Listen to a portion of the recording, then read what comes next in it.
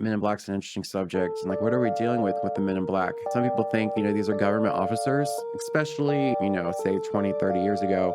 These are actually were these government agents going out trying to silence witnesses. But then you have some people who believe these Men in Black were possibly even extraterrestrial because there's those strange, the appearances were strange. Robotic and yeah, they're wearing a suit almost. I've heard like wax-like skin. Yeah. Like there's something was strange about their skin tone, their behavior, like the way they would interact with things just would seem off. Things they would say, the way they would talk would seem so off. Some people would believe or hypothesize, were these not even human? Right. So, yeah. Did not eat Jello. Yeah, did not that use one of them? forks. There's some really weird ones. Yeah. Okay. Yeah. There's I almost heard like that one. and there's almost like a lifespan on the visits of how long they could be in interaction with a human, right? Like the visits were never terribly long, but they'd be like they'd either want like the pictures you took or the videos you took, or they'd ask you and like you said, tell you not to talk about it. But then I think at one point they were offered Jello and they're like, what do you do? I had no idea how to eat it. Didn't know how to use a pen, right? Oh, yeah, the pen. The pen incident. One of them didn't know what a pen was or how to use it. Yeah, I thought it was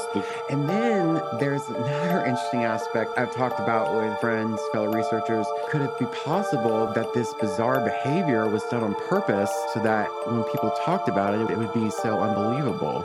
There you go. Like, could their bizarre behavior have been bizarre intentionally so that nobody would believe the story? Never thought about that. Totally discredits them. I don't know. I think the chances are probably slim, but it's possible. It's possible. Anything's possible. Yeah, anything's possible. You talk about you guys in the strange road. That's what you talk about is right. Strangeness of the world and what people encounter. And the truth, the stories are a lot of times are stranger than fiction.